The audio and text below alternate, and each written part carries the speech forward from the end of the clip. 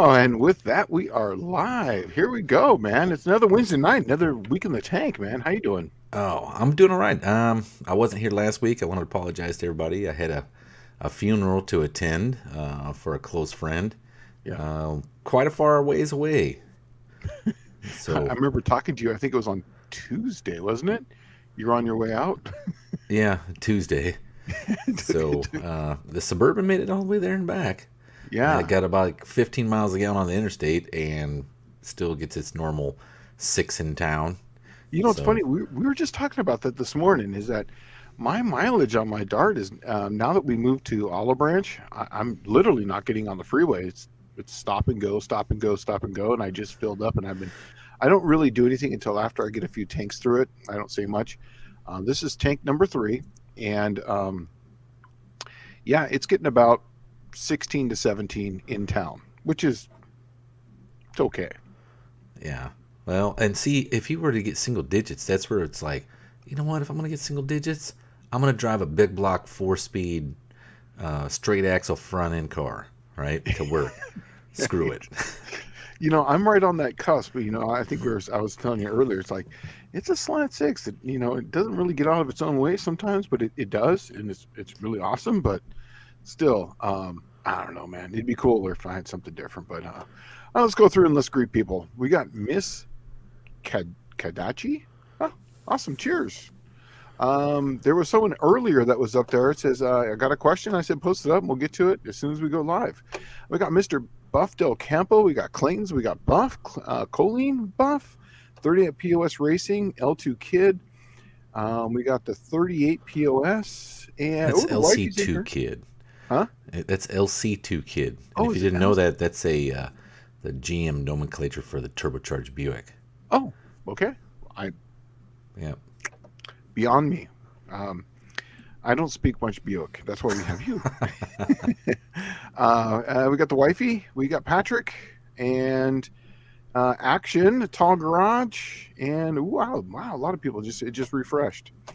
Mostly all parts of Rust. Got Lout, NSB Customs, Mopar Man 1978. We got Michael Schmidt, NSB Custom Cars, Lout.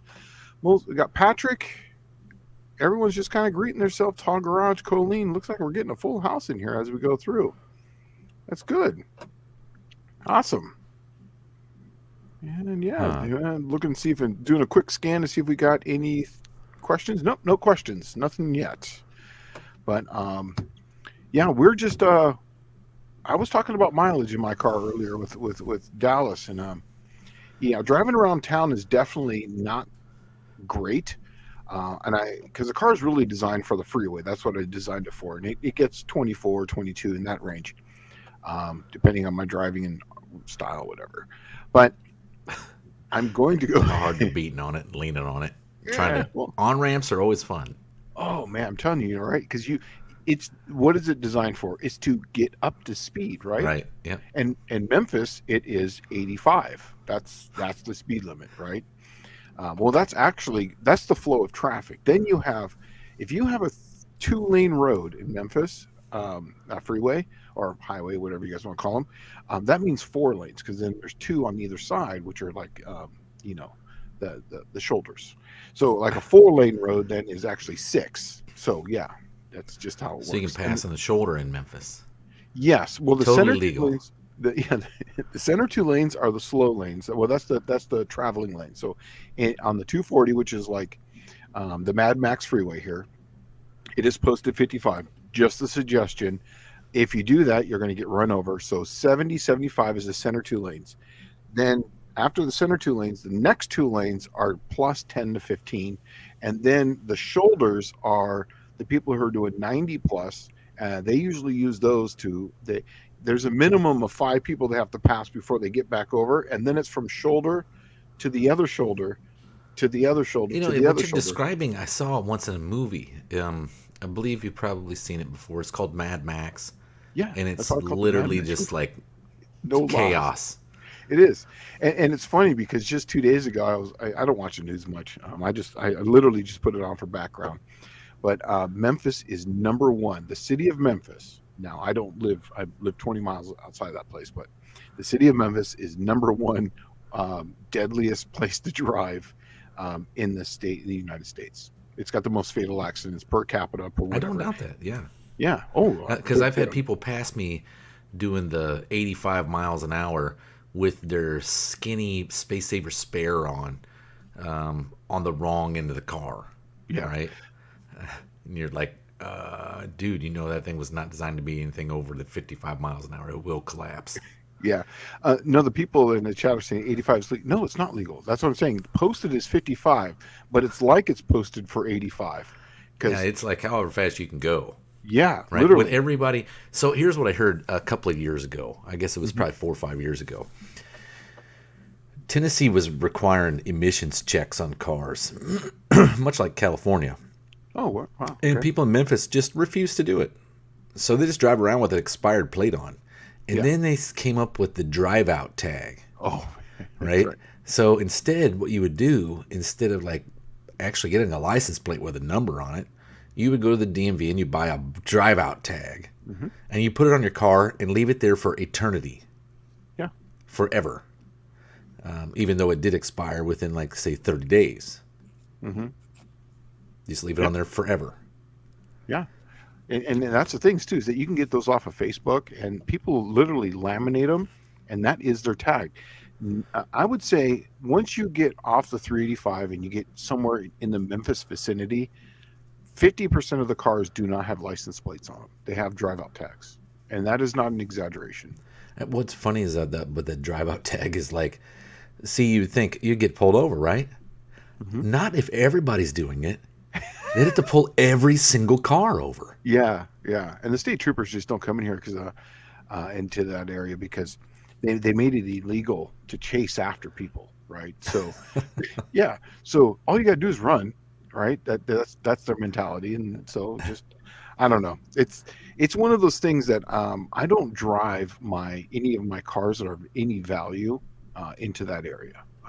I will drive my truck because I will win in that one, and then we'll take the wife's car, the journey, because that can be replaced. So Well, yeah. the LC2 kid here is saying a guy he knew would run Space Saver spares at the track as his skinny's car was a low 11-second car.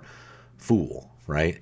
And I'm guilty. I did that for years because you could go get the aluminum Space Saver spares out of a Mustang GT or Lincoln.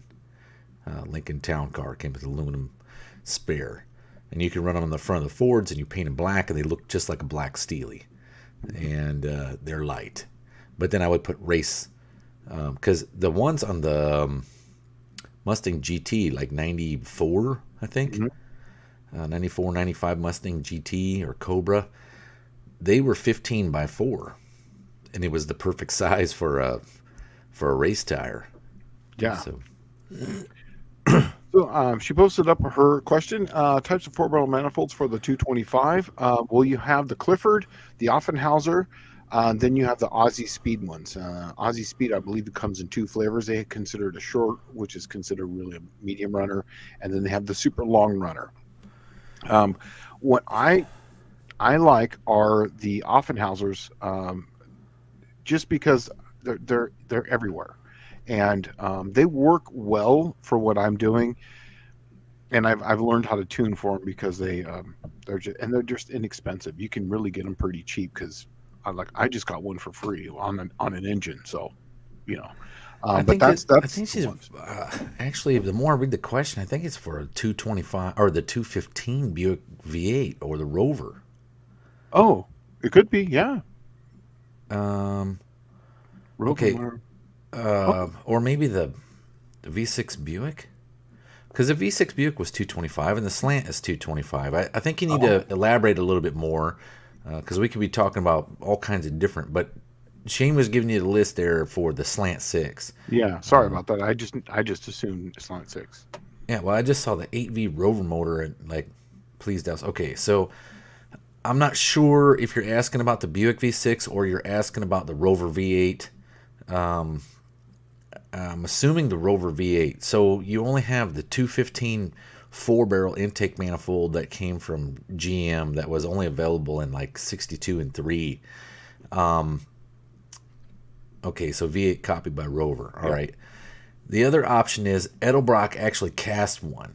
Mhm. I was And I touching it don't. today. What's that? I was touching it today. Oh well, and they only do a run like once a year because they don't sell a lot of them, right?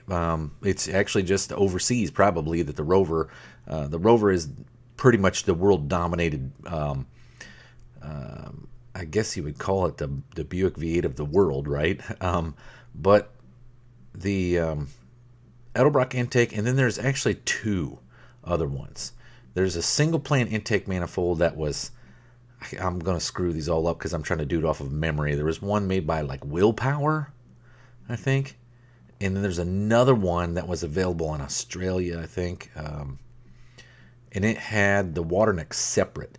Now there is a few single plane Offenhausers running around, and the only reason I know this is because when I did the what if, or not the what if 300, the Jack the Giant Killer 300 Buick. That's the intake manifold the guy brought me, was a single plane intake manifold for a 215, and they're rare as hen's teeth.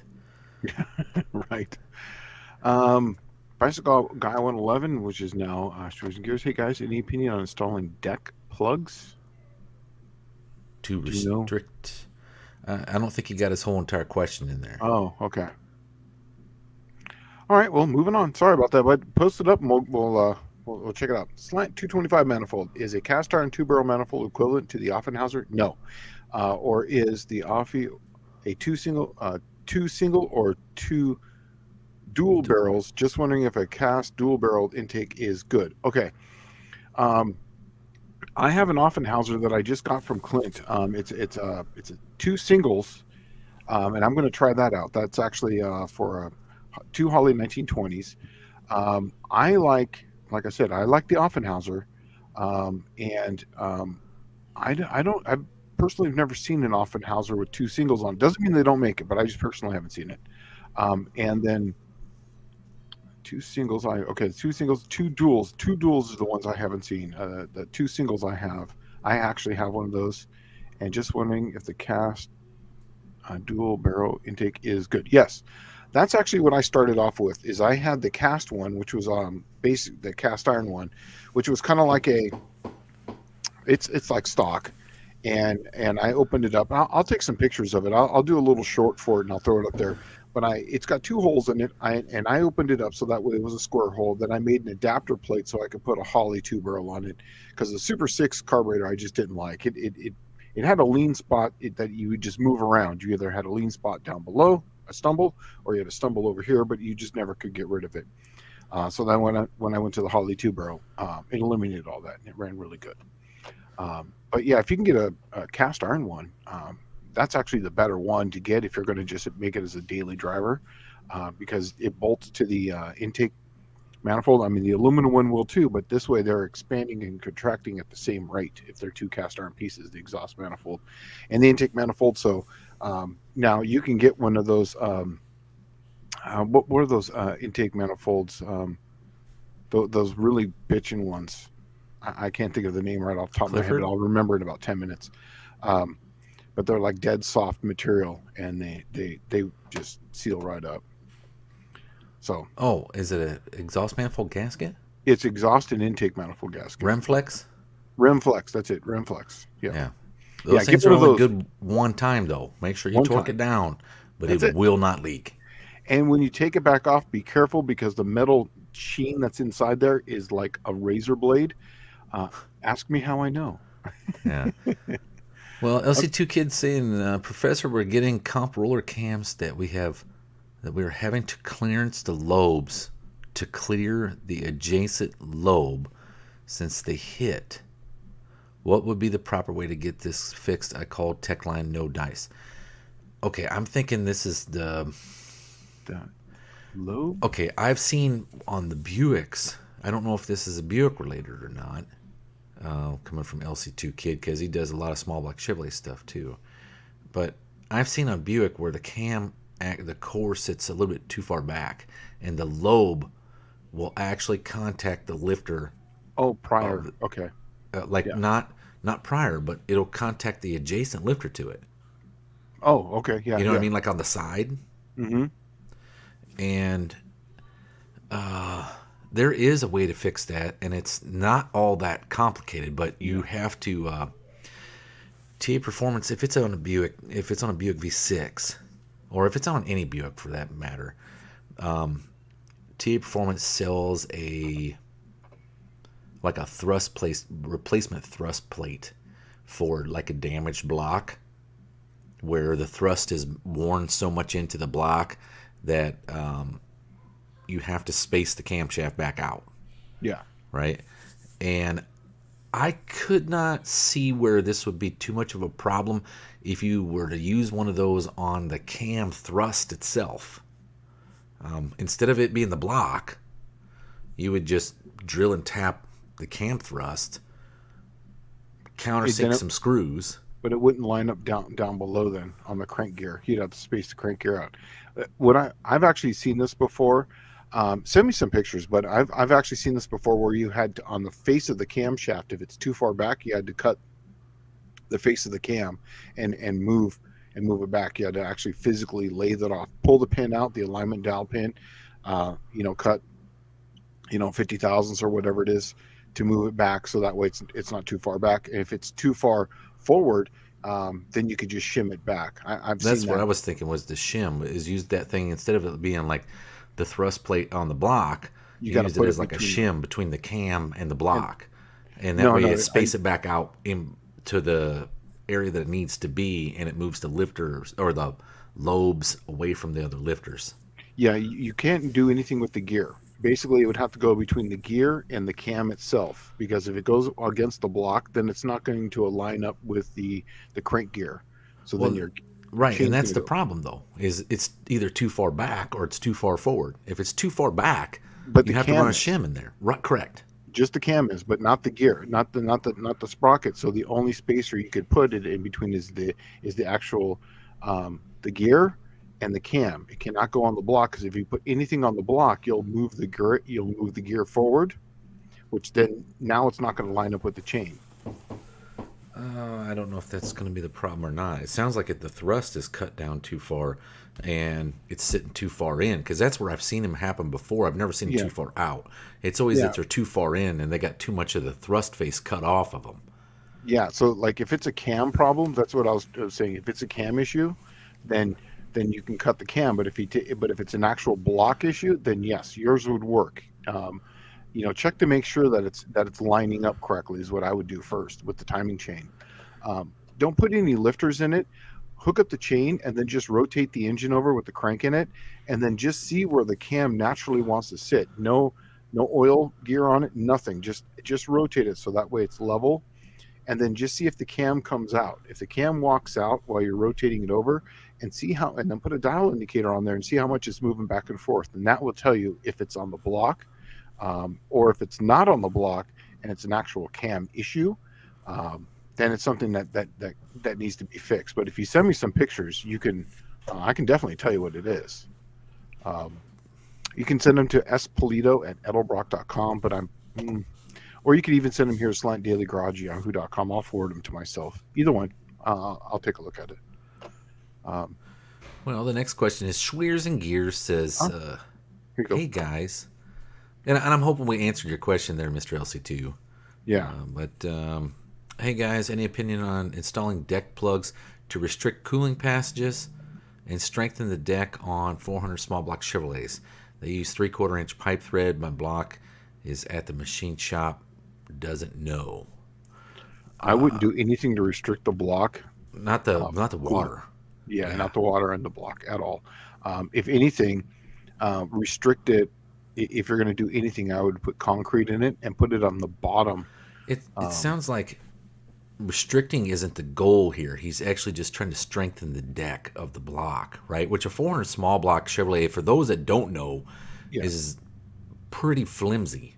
yeah, they're inherently weak. But what we used to do on these is we would actually, even though up on top is where you think you would want to reinforce, we did it below. And then what that does is because it reinforces down below, it reinforces the bore, it reinforces the actual bore itself, which then keeps it nice and You know what? How I would do this, like if I was going to approach this, and that you were just ultimately looking at strengthening the deck surface Mhm. of the block, because see, the 400 small block Chevrolet is one of those engines that's like you don't do anything more than like 30 over on it. You Yeah, cannot, right? right. They're already so thin. They got the 125 bore, Hmm. and it's humongous. And it's actually get to the point where it's taken so much strength out of the block they're not strong. And like Shane was saying, you can pour concrete in it and fill that block. The Chevrolet has an inherently huge water passage in the Yes. block, right? And you can get rid of some of that. If it was me and I was trying to just go after strengthening the deck surface as my ultimate goal, because say it's popping head gaskets or something like that, right? I would probably do like he's saying, fill the block Hmm. and then go up top, and I would put studs and I would put a cast iron head on it and I would stud that head, Yeah. and that'll probably add some rigidity back into it. Aluminum heads, they'll flex Yes. Big quite a time. bit. Yeah. Yeah, and they'll blow the head gasket. That's what we tried to do with the 400s. If anyone was spraying a bunch of nitrous to them, we would run the RHS head back in the day, or what was that other one? There was another Well, really good. Dartway made one that was like a sportsman That's it. 200cc head or Yeah, something. Dragon Slayer, where the hell it was. I can't remember the name of it. But yes, Yeah.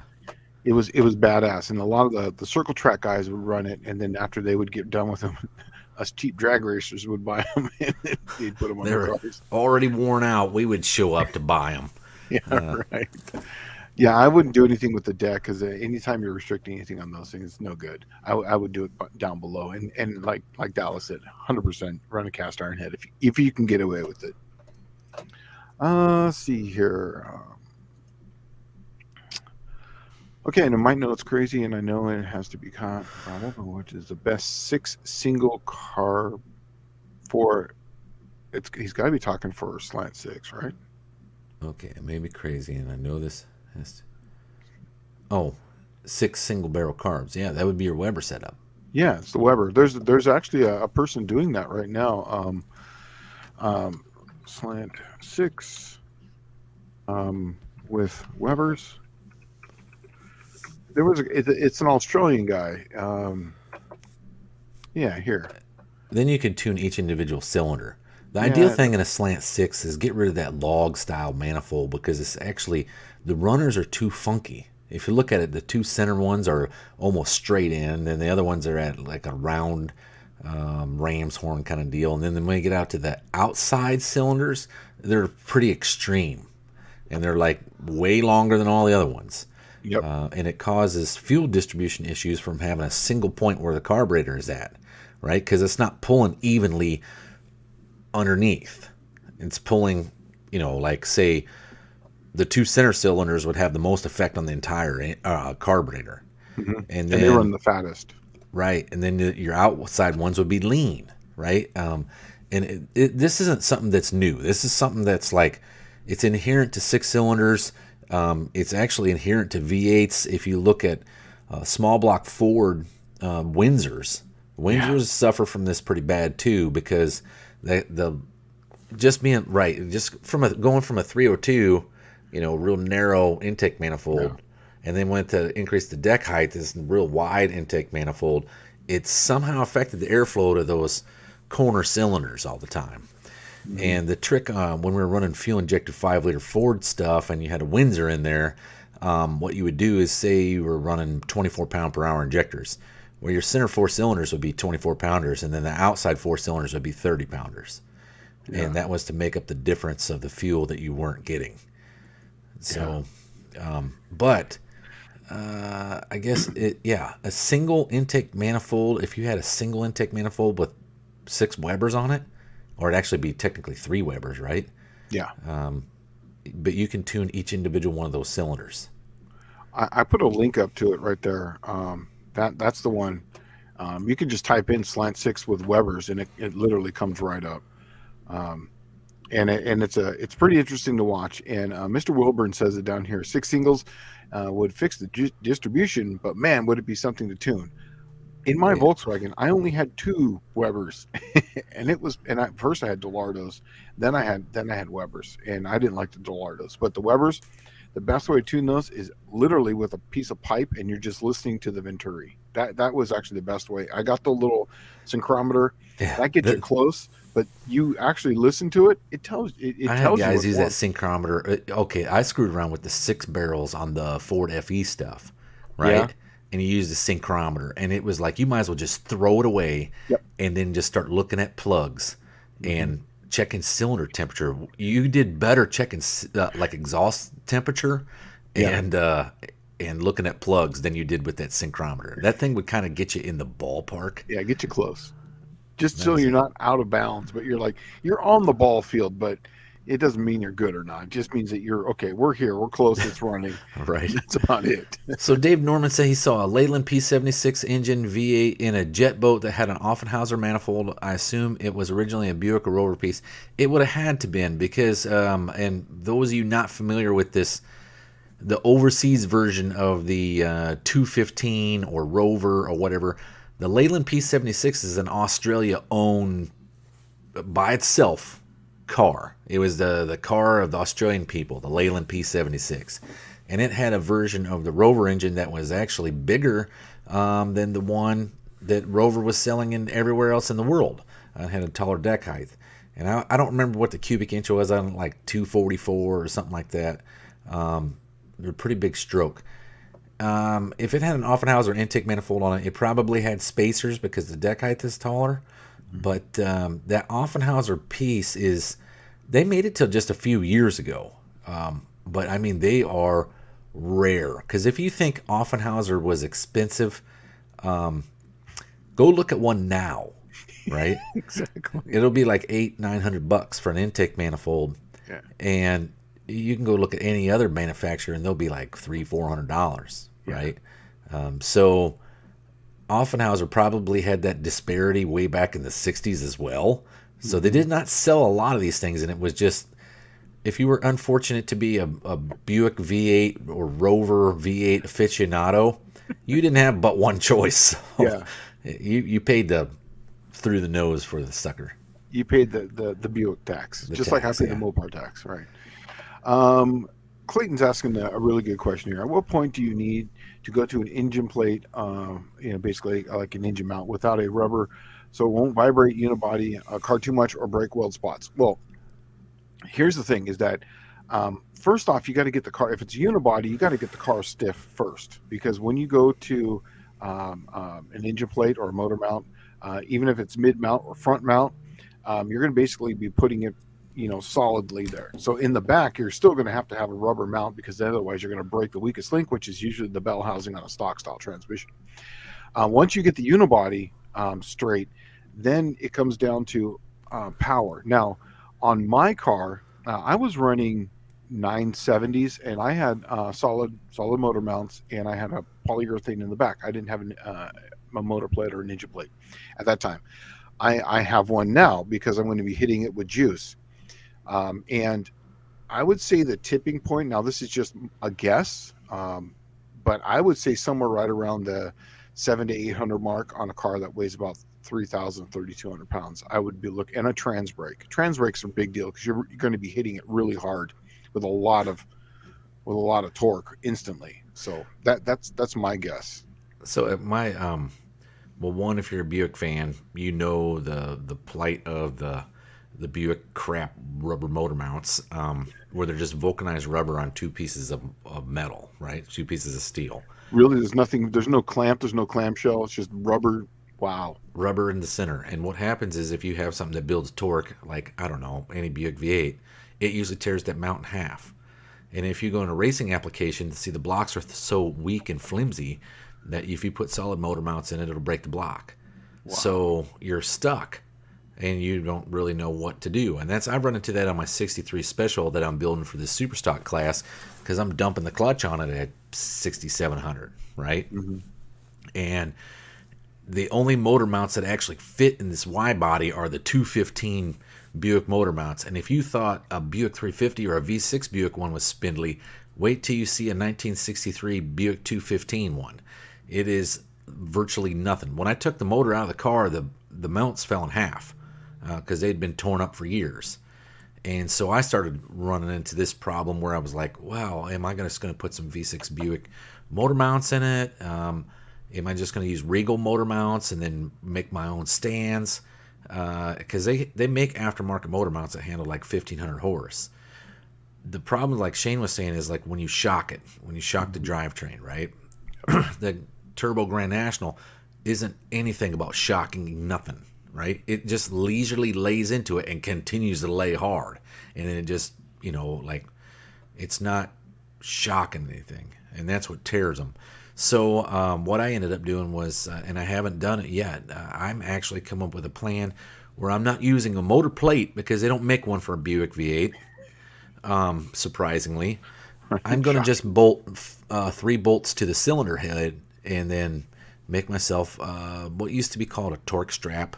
Yeah. Kind of apparatus. I'm not going to use a chain though. I'm just going to use, it's going to be solid steel, and then it's just going to go to an L on the subframe, and it's going to bolt together with 1 7/16. It's actually a set of rod bolts is what I'm going to use from ARP. They're 7/16 ARP rod bolts, so you're not going to shear them off anytime soon. Yeah. Yeah. So I'll elaborate a little bit longer on what I used to do on mine. On the Cookie Monster, when the wife was still driving, it was her daily driver. I took a shock mount, like rubber, and then either end I used a piece of all thread 3/8 all the way up. Actually, it was 7/16 all the way up, and I had a Heim joint that would actually go straight and bolt into the head. So I would unbolt it, and because it was rubber mount, it would just sit there, and the car would drive just nicely. But when we go street race it all weekend, I would put that Heim joint and just bolt it right through onto the head, and it was like your little it would launch a lot better at that point. Oh yeah. It doesn't flex the motor mounts at all. Yeah, it doesn't flex it. So what about the air fuel distribution on injected 300 Ford? I would think it's much better than a regular inline manifold. 100%. That's the whole reason why they went to it, and that's the reason why I'm going to try it out. When you're injecting it, I'm actually going to even I was going to go, I'm going to go multi-port, sequential. Man, I'm going to go with batch fire in the Slant 6 because that's going to be light years better. That's all it needs. That's all it needs, really, is just a batch fire. And because the way that head is, on the Slant 6, it's such a long runner to the back of that valve, the injector is going to be way back here, so it's going to be spraying in there, so it's going to vaporize. So it's going to be nice. So the LC2 kid at 717, I know that's pretty far back. He says, the Buick V6, the lifter hits the adjacent lobe. That's a Buick problem. That's something that I've seen on other cams where they come really, really close. Oh. And check the thrust face on the back of the. You're using a later, like a turbocharged V6 Buick where it's got the cam gear on to the cam. It'll have a thrust face on the back of that nub where you put your timing chain on. And it'll be machined in the block. If it's, if it's too far, like Shane was saying, if it's not in alignment with the gear, it's going to be a problem. Yeah. Let's see here. Right here. A Tall Garage was saying, my 241 Hemi has no block provisions for engine mounts. It used some BS that mounted to the water pump of all things. Yeah, I've actually seen that on a few of them. I've seen that. Now that I know what a 241 is, I've actually seen that. It does suck. Did we miss one? Oh, Tom Brown. Here you go. This is all for you. All right. Thinking of getting a set of the Offie fin valve covers for my 225 V6. I love the way they look on the 300. Saw a pic of some on a 215 and just fell in love over again. They do look good. And if you're into those early small Buick V8s, the 215, 300, 340, I scored myself a set of aluminum valve covers off of a Rover. They were cheap. I mean, I bought the intake I'm sorry, I didn't get the intake manifold. I got the valve covers and I got the set of cylinder heads for $185 out the door. That's all aluminum stuff, right? So I mean, it's a pretty good price. Michael Schmidt is asking, what what's batch fire injection? Okay, batch fire um, is sequential and basically is where it injects right when the valve's open, and then it shoots the fuel in there, so it's only firing at that time. What batch fires is that all the injectors, well, you can either series them like bank to bank, so like all the left side fires, and then all the right side fires, and all the right side, and it just goes back and forth. So there'll actually be probably at least 3 or 4 pulses where it's not actually injecting fuel into the cylinder. It's just putting fuel into the back of the valve. But when it's hot, it doesn't really matter because all that fuel is going to vaporize anyways. Even with sequential, if you're running a long enough duration of injector pulse, you're actually going to either inject before the valve is open, or you're going to inject a little bit after, and then the fuel's going to puddle up there. So there's going to be a time, because there's a lot of these cars need more fuel than the injector can actually inject, so they run a longer duration of injector time. So it really makes no difference, but especially on a Well, slant it six. it kind of does. That's why I'm wondering what's the holdup for the Slant Six. Is it just getting the cam in time with the to deliver the Hall effect to the distrib or to the computer, and Yeah. then Now have the only difference really is that if you have the difference between batch fire and sequential is that if you're running like say a performance type of deal like turbo and that kind of stuff, makes a huge difference. But I'm if going you're to tell you right running, now that I think actually now the more I think about that, that is going to make a big difference. I my Ford truck, my '93 or my '94 Ford truck, you saw it. uh huh, It was batch fire from the factory. hmm, Okay, when I started it up and got it running, I was driving around on a stock fuel injection setup, and it was way unhappy, right? But it was batch fire. But when I went, and it would get, I don't know, 17 to 20 miles a gallon, I guess. hmm, But when I went and I pulled the entire harness apart and I put a Mustang 5-liter computer in it and made it sequential. makes a difference when it for It mileage. sounded completely Yeah, different. yeah, it's going to because the fuel's not going to. But as far as performance goes, it really doesn't make any difference unless there's a power adder and to where you can individually tune every cylinder. Mm. If it's just a street performance type of deal, I saw um, the fuel economy change by 2 to 3 miles a gallon on yes, those. that you will see because you're able to, and if you have two like O2 sensors on it, like one on the left, one on the right, you can essentially do bank to bank and on the sequential, so it'll know that one of those cylinders is firing over there, and because of the just it can tune that. But when you go batch fire, it's the very first step in the fuel injection, which is like, okay, carburetor, then batch fire, besides throttle body. It's still at the port, but it's definitely not a computer controlled carburetor at that Well, point. it's going to fire all of them at the same time, is what's going to Yes. Now, happen. what I'm going to do though is I'm going to do it slightly different on mine. Is that because the firing order goes front three, back three, front three, back three, front three, Oh, back so you're three. gonna batch fire 3 of them at a time, Exactly, and I'm and going then to have batch them two. back. Yeah, have it two different banks. So when the spark plug is firing on the front one, I'm going to batch fire the back ones. So then when the spark plug's firing on the back three, it's going to fire those. Now the only way you can do that is you have to have two O2 sensors. That's the only way you're going to be able to make it But work. you can do that with Delta Duals. Yes, it's exactly right. And I've got two O2 sensors, and that's why I'm going to batch fire, but it's still going to be batch firing with those three. So that way it can make adjustments to the front three and the back three, which Ah, is going to be gotcha. even one step above. It'd be Yeah. semi batch fire. Yeah, it'll be like two cylinder sequential. Well, I was just thinking that you could set it up to be like a Buick V6 because the Grand National has so much support, right? Yeah. You could literally set that thing up to be the Buick, be like a Buick V6, and you could use a reluctor wheel off of a Grand National. I'm sure of it. I But have one off of Grand National. oh, you do you? Yeah, Okay, yeah, it's 120 degrees off of each one, right. and I've already started making it to go onto the back, but and I have all the computer and all that stuff, and I was going to use the cam off the cam lobe as my trigger. I was going to do all that stuff, but I want to keep it. It's my daily driver, and I want to keep it as simple as possible. So I still want to keep a distributor cap, and have all that stuff. So it's still going to have all the stuff, and it's going to fire since it's a batch fire. It doesn't really, it's not precision, so it's just going to come off the distributor. Distributor is just going to be a Hall effect at that point. Well, And couldn't you just do what you already have? Don't you have the GM HEI set up on there? yes, couldn't you just lock the distributor in position That's what I'm doing. and then essentially use like a 7-pin HEI setup? Oh, for advance and retard. Well, I'm Well, using. I'm no, going and to it's use. just locked into place, right? And then you just have the computer control it all. Yeah, no, that's exactly what I'm doing. I have a Oh, distributor that's locked. right, okay. It's off of the. What are those things called? The the lean burn. Uh huh. The lean burn.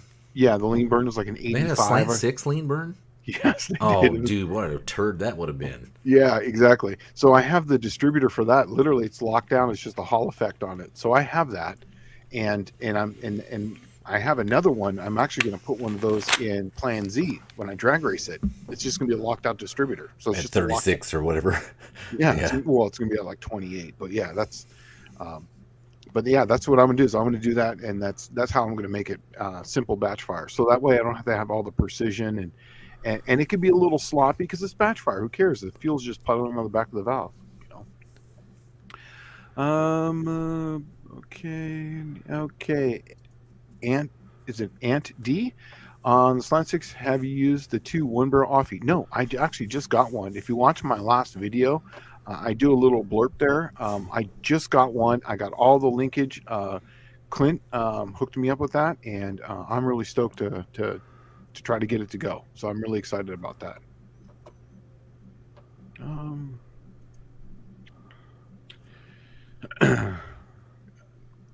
yes, the ECU needs to know if you are in the intake and exhaust to do sequential fire injection, and it only matters at idle at low speeds. High RPM and valve events are so fast it doesn't matter. Exactly, that's what I was saying. So like performance, when it's just shooting fuel in there, it literally there's so many videos on here. If you just pull them up, if you do a sequential and a batch fire NA, it really makes no difference. It's negligible, 1 or 2 horsepower when you're dealing with like 500. You'll never see the difference because like you said, it's um, yeah.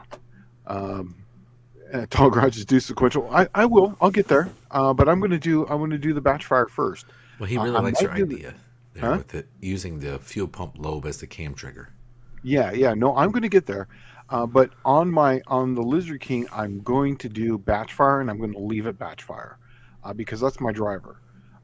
Plan Z, while I get it running with what the engine I just got for free, the next thing I'm going to do is I have a plethora of Slant Sixes out there and all kinds of intake manifolds. I'm going to build another one that's just sitting there, parts I have, and I'm going to do sequential on that one, and that one's eventually going to sequential with a very big nasty cam. Then it's going to go turbocharged beyond that in Plan Z. So Plan Z is the idea behind Plan Z is that the transmission that's in my green car right now with the lockup converter, I'm going to eventually put that in Plan Z. That's and then I have an A500 that's going to go in my green car with an overdrive on it. I want to put a 355 gear in that, but yeah, that way when I'm going on the track with Plan Z, I can go 1, 2, and then as soon as I hit second gear and a half, I'm going to lock that sucker up, and then it'll just be a locked up like a direct drive, and see if it works. I'll do a couple passes before when we're at the track, and we'll see if it works better. Well, Michael Schmidt has a question here. Sure, go for it. You can read it. Okay, piston skirt length. Is there a generic formula for the length of skirt?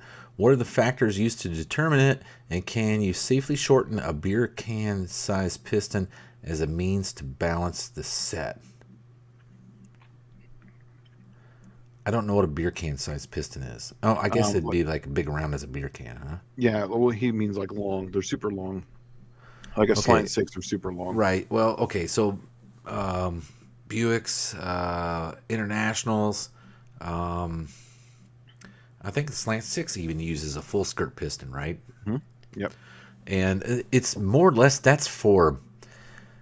those were engines that generally had long stroke and small bore, right? But the long stroke is what really dictated the use of those full skirted pistons. And that's so that it didn't rock in the bore and wear the bore funky, right? Mm-hmm. Now, the longer the rod you have, the less effect that you have on that. The shorter the rod you have, the more it will want to wobble in the bore, right? The more side load it will put on the piston as the crankshaft is moving and the rod is at an extreme angle.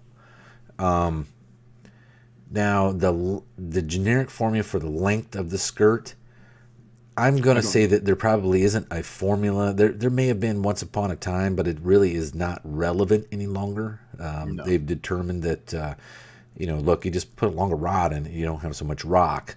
Hmm. And if you call like Wiseco and have a set of pistons made, they'll ask you if you want a full skirt or you want like the slipper skirts, is what they call it, right, Hmm. where they cut the whole center out. Me, I'm a full believer in slipper skirts. I'm 100% a believer, and that's because it reduces friction big time. Yeah. And I'm one that's like, if you can get away with no skirt and have that piston in there without it rocking, do it as much as possible, because the less crap you can have in there riding up and down the cylinder, Yeah. the I don't know about the longer it's going to run, but the less friction you have. Now So he's dealing with, like he says right here, it's a huge, long 1950s flathead Mopar piston. Here's the thing: any performance that you're going to gain from what you're talking about on this piston skirt, you're this is going going to to be lose negligible. because it's a flathead Yeah, engine. it's negligible. It's negligible. Literally, you'll Yeah. never see it on a dyno. You Uh, might see it at the track. the most you're going to gain on any flathead, all right, ported and relieved. Listen to the Beach Boys; they knew what Yeah, they were talking about, right? exactly. Yep. Ported and relieved is everything that you're going to get. Deck that head and then get in there and start cutting the essentially the chamber up, Yeah. right? And then port that block. You're going to get as much out of it as you can. But see, there's a reason why they moved away from flathead pretty much in the early 50s, because they realized that was an archaic design.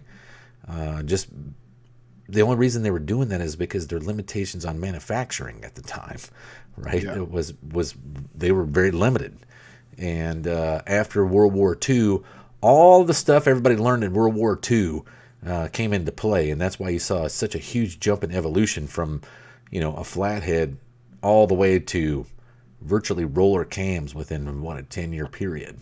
Yeah. So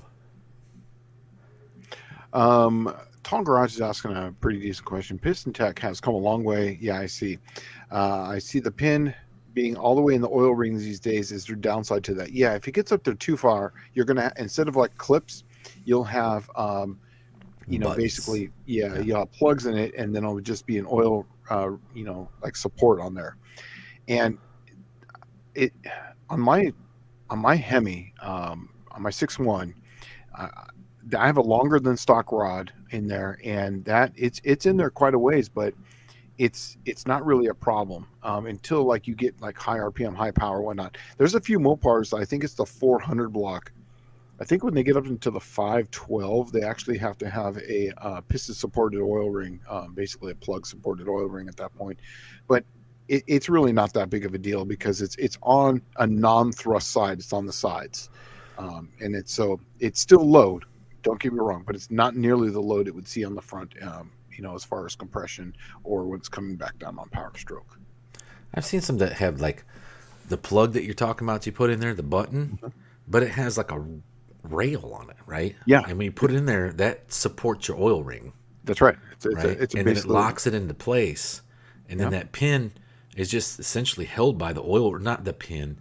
I guess it'd be those plugs are held by the oil ring, but they yeah, can't go anywhere. The wrist pin can't move exactly. anywhere. That's why it doesn't matter, It right? doesn't Once you kind matter. of get it down in that cylinder, it can't go anywhere. Yeah, and a lot of people don't like to run this because it's going to add weight. Now it's going to add bob weight.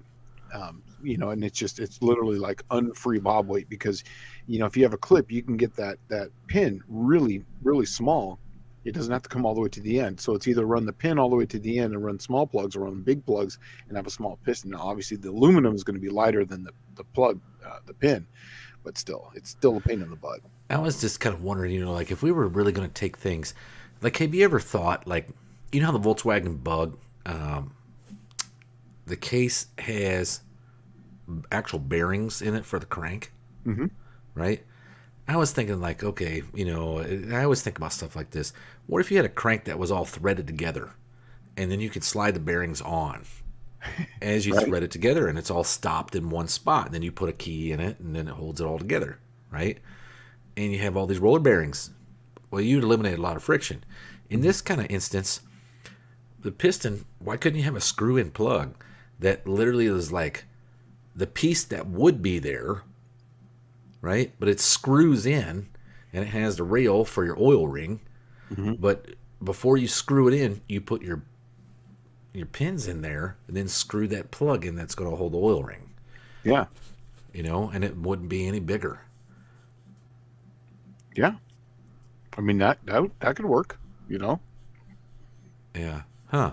I just was thinking about this. There's probably just a lot more machine time, and then when you start talking that, the price goes up, and nobody would buy them. Yeah, no one would buy it. Yeah, exactly. But that'd be something for someone who has the machine capabilities to try it out, see if it works. Yeah. Auntie just found her channel a few days ago. I have an Offie 4-barrel and a 2 1-barrel. I also have multiple slant 6 and need to get back to work on my A bodies. If I were to do anything, stay away from the 4-barrel. If you would definitely have an Offie 2-barrel, 2 1-barrels, that's where I would start, because first off, you don't see a lot of those. You see a lot of the 4-barrel ones. You don't see a lot of that.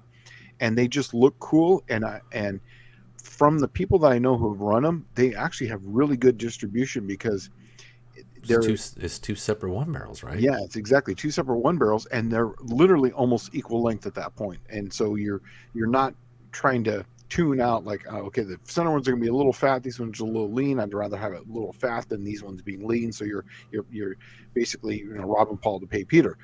In this case, it actually works. So that's the whole reason why I get it. I'm going to give it a shot, see what happens. So Michael Schmidt's saying, let's see the next one down. Yep. Struggling to balance pistons. I want to shorten the piston slightly to balance these NOS pistons. Oh, okay. Hey, you don't have to do that at all, dude. You just drill a small hole in the bottom of that piston. Yeah, Or not a hole, but a divot.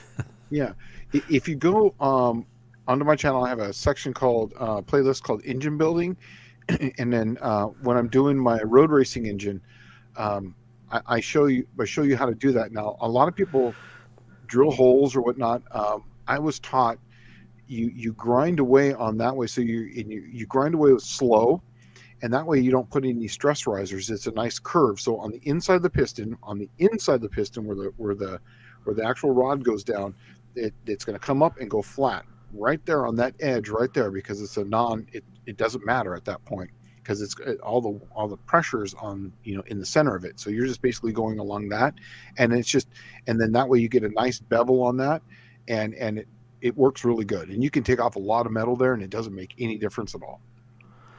Yeah, right. I show you exactly how to do that if you go and look at that. So Unity Motorsports Garage, Andy is in the house. Oh, he Andy, says that was the problem with the early small block Fords, 347 small block Fords pin in the oil ring. That's where I saw it. Those things, the early 347 stuff. What? All right. This was the early days of the heavy 5-liter stuff, right? I loved it. I used to live and breathe and eat and sleep this stuff. 302 is literally like one of my favorite factory production engines, the 302 Ford. They made two stroker versions, the 331 and the 347. In my opinion, this is only my opinion, the 331 is the most badass motor out of all of them, right? But the 347s, there was guys jumped all over them suckers, and they were throwing them in street cars, and in 2,000 miles, they're gobbling up quarts of oil, right? And they couldn't figure out why. And what it was is just like Andy was saying, it was the pin being up in the oil ring, and then they also were using, I want to say they had the short 5090 rod that the 302 used in that 347, and it would side load that piston so hard, right, that it would rocket in the bore in just a few thousand of miles until it had so much piston slap and blow by. Yeah. It just fall apart. And I'm certain they ended up going with like a longer rod, like a 5.4 rod or something. I don't remember. Yeah, that used to be the Achilles heel of the 347. I remember seeing so many of them that were gacked after just a short few miles. It was getting too aggressive, is what it was. Okay, and this is for you, Mr. Tom Brown. Go ahead. Okay, I've heard you can use 440 Mopar pistons in a 455 Buick, and the pin side of the rod's the same size. Okay, the wrist pin is not the same size, but okay, if you're a Buick fan, There's a 455 piston called the 38, right? The 38 is a 38 over piston. The 38 over piston came about because it's actually I want to say 30 over bore 440 piston. And it was easily available off the shelf, right? And then I think you just had to hone the Buick rod like, I think like something stupid like 2000s or something. Really? It was nothing. It was like negligible. But you had to hone the small end of the Buick rod to use the wrist pin for the Mopar. It's literally like either the Buick is bigger and you had to bush it like 2000s, or they just opened it up in the piston itself. But Wow. it's really nothing. But so the 38 over Wiseco specials that everybody talks about was originally just used for 440, like 30 over 440 pistons or something, and it's 38 over for a Buick. Yeah. But I've said this before in the lives. Okay, when my dad was running stock eliminator and super stock stuff with the Buicks way back in the day, those racers, the rule of thumb was never go any more than 20 over on a 455. 38 over, you might be able to get it, but man, that block is already flimsy, before you even bore it. So it only gets worse. Yeah. Here, there's a hot rodding 50 something Dodge pickup here in Mass running 2 1 barrels, and he loves that thing. Yeah. I've seen a few guys run that thing, and a Holly 1920. What I like about it is they're super simple carburetors to get to be matched. Plus, the jets are a Holly jet.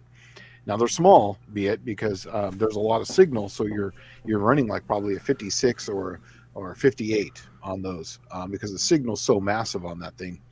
And then the only thing the only problem I've ever had with the 1920 Hollies is I found out about it that some of them have a little tiny hole in them. Some of them don't. Some have a hole in the butterfly. So the hardest thing is finding 2 Holly 1920s that are about the same year from the same vehicle. So they have the same air leak in the same spot. Let's put it that way. So that way you're not chasing an air leak on one side or the other. Yeah. So Schweers and Gears is saying, any opinions on piston Cerakote and chamber Cerakote? I figure for cast iron heads, it might help a lot. All right, for those not familiar, Cerakote is just a coating that you put on the piston. Mm-hmm. If you've seen them in magazines, if they got a gold-colored top, Yep. that's the Cerakote, right? And that's a ceramic. It's supposed to be a heat dispersant. Is really what it is. I On I have pistons, some. I have some in my Superstock Buick 350. yeah. On I pistons, don't. I can go either way on this one. On bearings and that kind of stuff, I've seen a lot because it's a constant friction. But on a drag car, I've seen it work on cars that are like Well, these are NASCAR ones in the style engines. chambers, right? The one in the chamber, so the Yeah, top of the piston, not the friction reduction coatings. yeah. But I'm just talking about coatings in general. Oh, Yeah. So I've seen it where coatings work on like that kind of stuff, but coating the top of the piston on a drag car, I really don't see the purpose in that. If it's something that's like a road racing, a NASCAR or top end, yeah, it's going to help when you're wide open for a long thing. But in I a wouldn't. chamber, I would say on the cylinder head, I I don't think don't there know. would be much of a gain at all. See, and this is why I say it. I mean, I don't want to sound negative on it. The inconsistency of the casting in the Yeah. chamber is really the biggest downfall of a cast iron cylinder head. If you Hmm. take just a few minutes with a sanding drum and take all that out, you're probably going to have 95% the effect of the Cerakote. And it's going to work. Now, if you're trying to make the chamber smaller without welding it up, I think that Cerakote might be your answer, Hmm. right? You need 3, 4 more cc's taken up out of that equation, and so you can get your compression where you want it. Knock yourself out. I bet it will take up 3 or 4 cc's easily. Yeah. But I think you can get a majority of that just by sanding drum that out.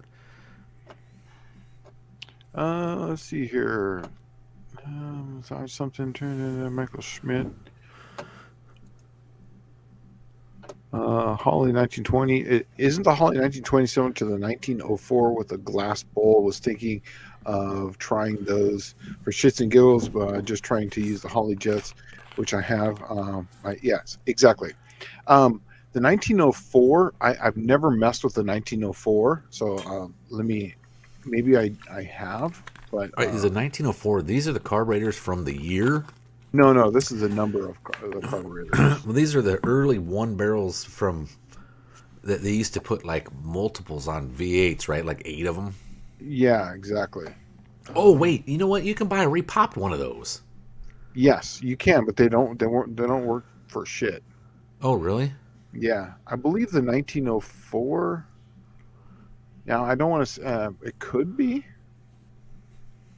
I really don't know much. I'm trying to look it up real quick, but yeah, the 1904's got a glass bowl, and I just don't like glass bowls. Maybe that's why I've never messed with them. I try not to have anything I can see that's fuel. If it's plastic, I can see through it. I don't want that in fuel. If it's got glass, I can't see it. I don't want that either. I just never liked the idea of it being on my fuel system and Yeah, do the glass. I mean, it's either there or it's not, right? I mean, it doesn't get a pinhole in it; it just falls out. yeah. I need to rebuild my 1920 Holly. Hope I can find a reliable village to coach me through. Dude, it's really simple. It is absolutely the simplest carburetor to rebuild. Um, they have an economizer on the top. It's 3 screws. So that's how you check your float level. It's really, you rebuild it, you check your float level by taking that off, and then while it's running, and then you can see how high your float's at. You put the economizer back in, basically like your power valve. That's essentially what it's called, economizer. And then you have a rod that comes out, and that's basically your accelerator pump, and then that's really it. And then a jet, and you just clean it all up. The only thing I can tell you on these is do not over torque that bowl. What I always do is I take the bolt and I rub it. Everyone always over torques the 4 bolt, and what happens is those pins move Warps. in, Yeah. and then it leaks.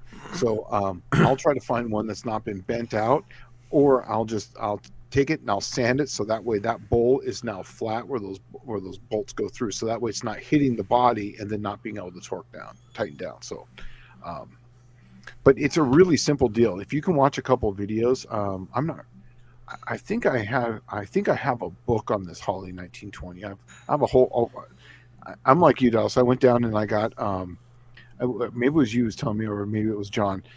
I went down to Napo, and they were getting rid of all the books that were on the shelves, and I just literally grabbed them because they were out back. They're going to throw them away, and I have a book for everything. It seems like now. So Oh, that's good. yeah, Do that. You can't have enough knowledge on this stuff, yeah, especially and when you're talking old part numbers. You call the yes, parts stores now and like, oh, well, I'm sorry, man, we can't get anything for that. It's a little bit too old. Like, yeah. yeah, of Oh, course. this is why I don't know it. Car model 1904 was standard on Ford in the early 60s. The glass bowl was slightly different carb. Yeah, so the 1904 was in fact, that's funny you say that because when I Googled it, the Holly one barrel sniper came up, and that kind of clued me in on that, but I didn't want to say it. But that's the reason why I don't know the 1904s because it's on that Ford, and I don't speak a lot of Ford. Especially I'm, 60s. yeah, especially If you're a 60s. 60s Ford guru, you are one tough SOB because there is.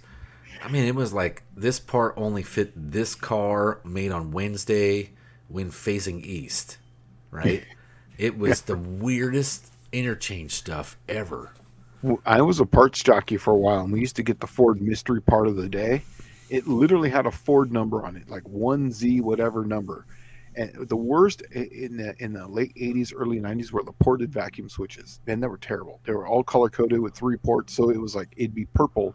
It would have 3 ports on it, and it would have this identifying That's number on because it, you're in California, man. Most of and us it just just put those in the freaking trash bin.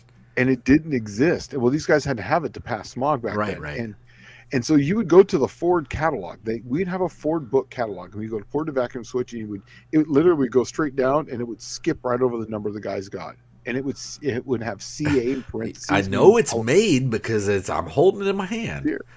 Yeah. So yeah, that was before we had phones, but it was no good. So then we had a little shelf of Ford mystery part, so we put the Ford mystery part up there. So Um, Okay, Michael Schmidt, 1920 include if the economizer, which seems like an intermediate circuit, is tunable. Um, you could probably change the spring on it, or just cut some springs on it. So yeah, you could definitely choose that. But that thing's going to have such a massive signal on it, and I never really had any problem with the economizer. Anyways, the only problem I've ever had with the 1920s was the accelerator pump, either the being too slacky, so that way it would not hit, or it would hit too soon. But really, on the 1920s, it's the shaft that goes through the throttle through the body. It leaks, because they weren't designed to run this long. They were designed to run for 60,000 miles, and that was that. So they get oblong, and you create a little leak there. So in one of my videos here, I was under the Creamy Beaver, or I think, yeah, it's under the playlist Creamy Beaver, on the wife's car. I literally took one and I made bronze inserts. I drilled it out, put them in there, and it's the bronze from like rod bushings when I was at Crowher, and I drilled it and put those in there, and then it's been sleeved with those, and it has zero leak on it, and it took a while for it to polish in, but yeah, I was telling Lisa it's the most overbuilt Holly tricked out 1920 on planet Earth. it runs beautiful. Literally runs beautiful. It's been sitting for. In fact, I'm going to start driving it next week. I'm going to trade off between the green car and the Lizard King and the Beaver, and I can get in that car, hit the gas 2 or 3 times. As soon as the fuel pumps up to the carburetor, it fires right off. Choke works beautifully. It's an amazing car because it just always runs. That's what you want your wife in. Yeah, You well, know? that was the whole point of it. I wanted something that never had to be touched. It just started up, ran, and that was that. It let her down one time, and it was because I got a China HEI module in it. It's the only one I could find in that area at that time, which was amazing to me. I couldn't find any, old like, um, what was it, GMAC Delco. yeah, or anything. It was like some, what was that? A blue streak. It was a blue Oh, streak HEI yeah. module. Terrible. I can't remember what that company is off the top of my head. They make everything. Yeah. Everything replacement. Well, that's right before the No Name Nationals. I was trying to get my T-Bird fired up. Remember, I was telling you, like, man, I cranked it and it just popped one time, and that was it. It wouldn't do anything, and Yeah. I was pulling my hair out, man. Is the computer not interfacing with was my laptop not interfacing with the computer? Did I wipe the tune? What's going on here? And then I'm like, I just need to go to old school's troubleshooting technology here, and I put my timing light on number 1, and it had nothing while I was cranking Nothing. it. And I'm like, oh, well, I'm going to put it on the coil, and then go in there and hit the key, and it's like all over the place, right? Like it should be. And I'm like, well, something's not happening in the distributor. And I popped it off, and it was that brand new rotor button that I had put in there. The whole entire end fell off. Yeah. It's like, it was Blue Streak. It was I'm trying to remember what that is. It's not GP Sorensen. It's the other company that makes everything, right? They make Standard? everything. Huh? Was it Standard Standard or- Motor Products. That's Yeah, yeah. Colleen came up with that standard. As soon as she said it, I remember. But yeah, standard. But it literally was a blue streak. I wasn't that blue streak was like the cheap AutoZone one. Oh, That's what- well, it's just that's the Standard Motor Products one, yeah, blue right? streak. And the whole freaking what was funny was you would think that it's only needs to be one piece of metal, the one that that it contacts the center electrode, and then it just directs it where it needs to go, right? Yeah, No, it was made out of 2 pieces of metal, and they were riveted together, but without a rivet. They used molten plastic to hold it in place, my right? God. And apparently, it just hit one of the electrodes inside for whatever plug, and just broke the whole thing off. And I mean, it turned over. It only fired one time. It just popped one time. That was it. Wow. And I took it back, and the guy's like, I've never seen this before. And I said, yeah, well, wait till you see the car I'm putting it on. It's like everything is hodgepodge, right? Like everything. But so Aunt D is saying, haha, all different Ford parts. I grew up in Model A's. Almost everything is interchangeable. That's what was cool about the Model A. I'll throw you a tidbit of information here. Where's this? 87, 88 Thunderbird, right? I just so happened to own one. Um, they had their own proprietary motor mounts that were hydraulic, and you couldn't find headers that would fit them. You couldn't find anything, and these motor mounts were like $85 a whack, Yeah, right? And that's if they started leaking or making. They were hydraulic. They're oil filled with like a rubber outer. yeah, And here's what's interesting: the Cougar and the T-Bird had those. The Lincoln Mark 8 or 7, which is the same platform of car, had the same motor mounts from the dang Ford Mustang, right? So you had to, if you wanted to change it on a T-Bird or a Cougar, you needed a Lincoln Mark 7 or Mustang K member to put it in there so you could use the motor mounts from a Mustang. oh, It was like ass backwards, right? yeah. We don't want any vibration in the T-Bird. That's a nice luxury car. Lincoln, yeah, let's use the Mustang junk. Like, come on. You would think it'd be the other way. It, I know we missed a hardcore tech, and I was actually going to talk to you guys about DLC lifters this week on this one, but it just timing just didn't work. I was a little busy at work, so I brought in something that I didn't give any love, which I should give a little love right now because I've been working with this for a little while. This right here is one of our shifters. This right here is our Outlaw X off-road. What I've been working on is these two parts here. This is the D. This is one of the detent right there. So that way, that's the magic. I'll show you in just a second. This right here is basically your park reverse lockout. The whole point of this is so that way when you're, I know it's hard to see it, but this right here, this is first gear, and when you pull the handle in, you can go from first to reverse, first to reverse. So you can rock yourself out of a hole, and that's really what this is. Also, too, if you look right here, right where that's at right now, it's got a float. If you're all the way down, it won't go forward into park. If you're all the way up, it won't go forward. You have to pop this up, float it right between the two, and then go up. So it's really hard. If you're rocking back and forth, it's really hard to get it into park. And I wanted it to be that way. So I raised a lot of these things up. I raised that height up right there. And then I changed the angle of this right here, of this.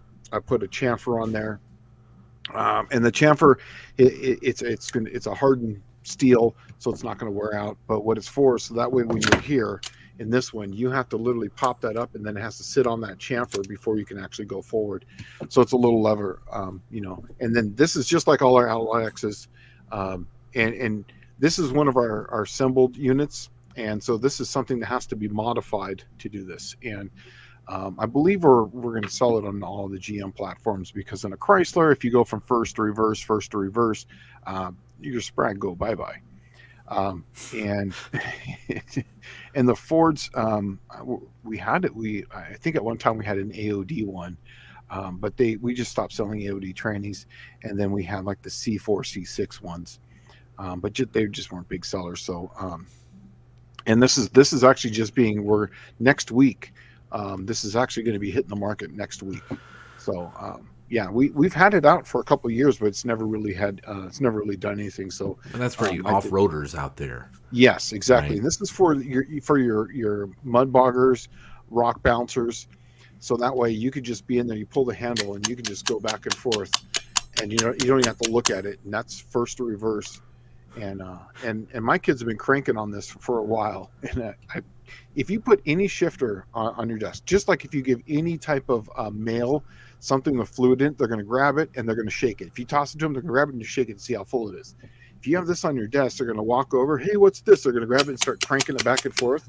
It's exactly what I want them to do, so that way they can crank it and try to break it. But yeah, this thing's been on my desk for a few weeks now, so it's doing pretty good. Well, okay. So there's a lot of people asking stuff about DLC lifters. Tall Garage is saying he wants some for his Hemi because if it eats a cam on break-in, he'll never financially recover. All right, so this is something that Shane put out here last year that Comp was coming out with. That is okay. So a DLC is a coating. Yeah, diamond-like coating. It's diamond-like coating. It's what they use in NASCARs on wrist pins and bearings. Fills in the surface, so it's really slick and smooth. But it's only like a couple thousand deep, right? Yeah. but it's No, like a not carbon. even. No, it's like tenths of a 0.000001 thick. It's Okay, very small, so it's like negligible. But what it negligible. is like it's like carbon Hmm. that when you lose oil, it will actually lubricate. Okay, so when it Yeah, has no oil whatsoever, it will lubricate still. yeah. And the beautiful thing about it too is that um, we still tell people to do a normal break-in, but we torture tested these. Like I was telling Dallas before, and like I said before, we did 10 million cycles on these, doing the absolute wrong things. We started it up with heavy seat load pressures, um, high, heavy over the nose pressures, just everything wrong. Not not putting any grease on them. Basically, just starting them up and just going straight to idle, or going straight to 7,000 RPM, back down 7,000, back up for 10 million cycles. Uh, there, it's an awesome lifter. When I said it was a game changer when I talked about them last, I think it was about this time last year I It started was, talking about them. yeah, Yeah. Um, yeah. And we had to it, wait for PRI. yeah, Was that yeah. one? Yeah, exactly. We had to wait for PRI. So right after this, when I talked about the DLC lifters, because that was like the big announcement, and it still is a game changer. Now the small block Chevrolet is on the market now. Um, as far as for your Buick Olds Pontiac guys, that was going to be in the hardcore tech. I don't know the answer on that one yet. I do know the oil band on the hydraulics are in a different spot.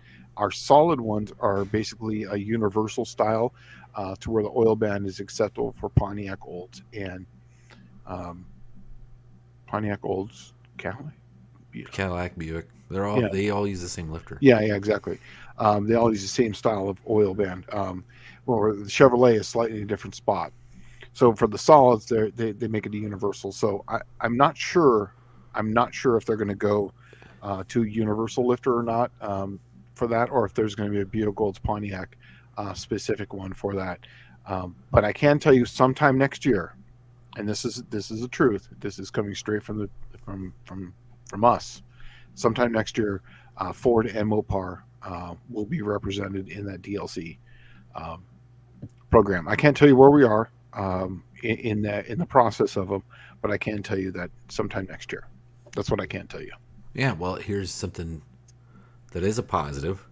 That means if Chevrolet 842 lifters of DLC are already available, if you put solid flat tappet lifters in there in Mhm. your Buick Olds or Pontiac, that's a Chevrolet lifter. So now you got DLC lifters available. Yeah, But yeah, Aunt D is asking DLC for flat tapping. Yes, that way it gets rid of essentially any break-in requirement for them. and friction. And the biggest problem with these is that it is whenever you break in a camshaft, what you're actually trying to do is transfer material from the camshaft to the lifter and vice versa, back and forth. And that's the whole point of that break-in process. Low spring pressures, and you're basically polishing it in because you're taking two different surfaces that have two different finishes on them, um, as surface finishes, and you're trying to polish them together. You're trying to get a swirl, trying to get the lifter so that way it's not, it's continuously spinning. With the DLC lifter, because of the design of it, and it's like this little puck that's it looks like a little puck on there. Um, you don't have to do that. You can. We tell people to still break them in. I still would, but it's incredibly hard, and we never had a failure with one of those. So when I say never, like we tried to fail them, and other lifters, if you try to fail them and you try to fail them hard, you will fail them. I mean, we can do it, but with these, we tried it, didn't fail them, which is we know how to fail a lifter. Comps have been doing this for a long time, and sometimes things just happen. So I find you can fill a lifter if you lubricate it with concrete. yeah, They yeah, fail pretty quick. yeah. But as far as anything that any person who spent money on them, yeah, I mean, if you hit them on the ground, did that kind of stuff, yeah, you'd fail them. But as far as like, you know, the biggest thing nowadays is spring pressures and oils and zinc and all that other stuff. So, and there's another direction that we're going to go with the DLC too that I can't really disclose just yet because I want to make sure that it's out there already. But there's another point of the DLC lifter, um, so there's another purpose for it too that I'll get to, and I'll make sure that it's out, I can talk about it. Tall Garage says, "Hey, send him some of the Mopar test stand ones. He'll use the used ones." Honestly, you wouldn't have a problem. No, you don't have to break them in, so you could literally take them off, put them in another motor on a completely different camshaft, and it still would just work just fine. Yeah, yeah. It's now I know this was part of the testing, so I don't remember this looking at the spreadsheet at this point, but I do know that we tried them on one lifter on one camshaft, then put them on another camshaft, then put them on another camshaft, the same lifters, and they performed. So Well, and they Dakota never asked a pretty good question here. DLC coded camshaft is what you're getting at. No, he's talking about the lifters, but that does yeah, bring up a good question. You could DLC the cam, right? it's too slick. No, because you got to have a little bit of friction on the camshaft so that Or way it it won't actually turn the spins the lifters. lifter. Yeah, Yeah, it it won't won't turn turn the the lifter. lifters. Yeah. And plus, because of the taper and all that, it gets so expensive with the lifter. It's just one little area. With a camshaft, it would have to be all the way Or are around. they And just doing the base of the lifter? I was yes, thinking the just whole lifter. I was thinking black lifters, no. right? It's about 100 thousandths or so up from on the sides, and then Oh, it's basically just the bottom part of it. Let's see, did I miss anything here? Because my thing just updated. Newbies. Make sure I didn't. Sorry, when I was talking here. well, I'll tell you what I did today. Yep. Yeah, because things are slowing down a little bit. Yeah, Tall Garage is saying black lifters, very race car. Yeah, you wouldn't even be able to see them. We could charge a premium for them called the Midnight Edition, you know? Midnight edition lifters. Yeah. Right, right. Well, remember when they used to do midnight junkyard shopping? Do you remember that? Isn't that what Yep. they used to call it? Midnight shopping at the junkyard? Yeah, yeah. When you go steal a bunch of stuff? Well, we used to throw it on the other side of the fence. Yeah. Yeah. Oh, my buddy did that to me one time when we went to the junkyard. And next thing you know, it's like we're leaving, and all of a sudden the freaking junkyard wrecker truck comes pulling up next to us. The guy's flipping us off, telling us to pull over. We're like, I had no idea what had happened. And he was like, Yeah. "Oh yeah, dude, I threw this carburetor over the fence." I'm like, "God dang it, you're gonna send me to jail over a freaking junkyard carb?" Right? Yeah, but You he know, didn't even honestly, get in trouble. I personally, for anything of mine, I never did that because the prices at that time were so cheap. It Well, didn't, that was that was SoCal in the '90s. God, dude, it was beautiful. That well, it early was, and it 2000s. was great to be a gearhead, right? Because Yes. there was so many non-gearheads.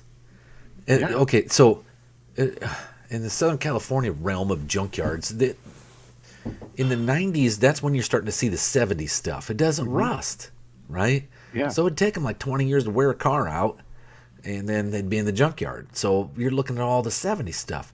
But what was neat was the only people Shane and I had to compete with was like it wasn't other gearheads coming there taking stuff out. There was a few, you Hmm. know, but most of the time, most of Southern California, they were already getting rid of drag strips and they were long gone, you know. And the car hobby was just like things that hillbillies and booger eating rednecks did.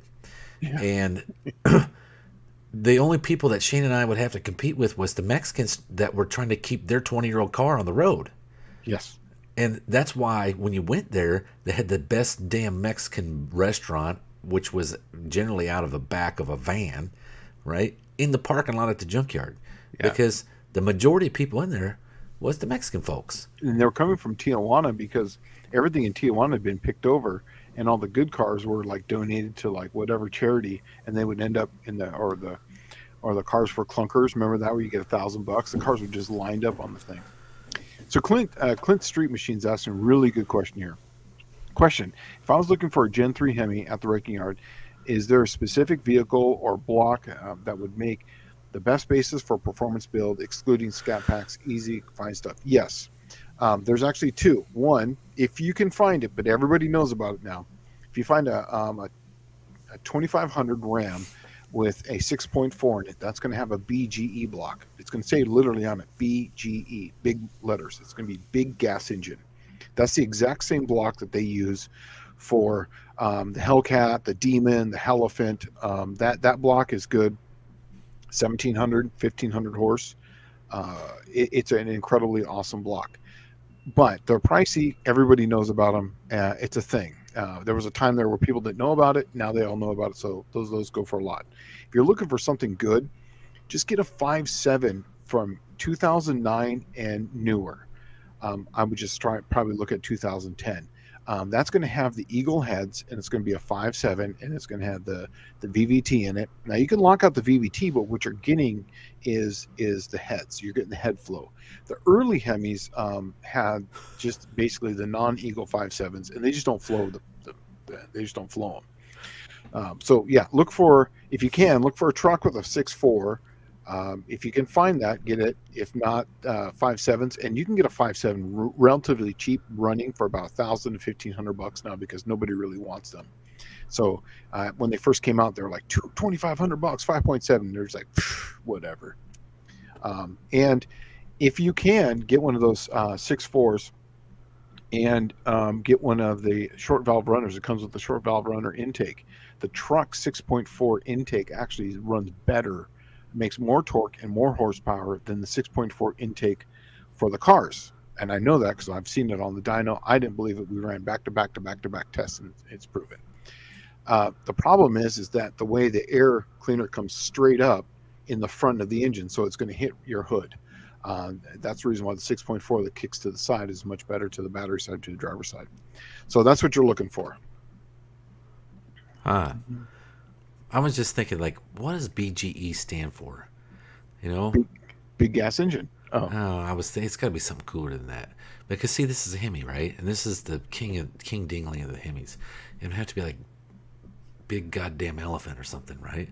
No, it's in the book as big gas engine. That's terrible. I know. What happened to all the freaking flash and flare of the American auto industry? You know, but Tall Garage brings up a good point here. Gentry Hemis could use a fully coated DLC lifter. No, it wouldn't work. No, you're not getting the joke here. Yeah. No, I get the joke. Yeah, I get the joke. But yes, you're right. But just get some aftermarket. Our Evolution lifter really takes care of that.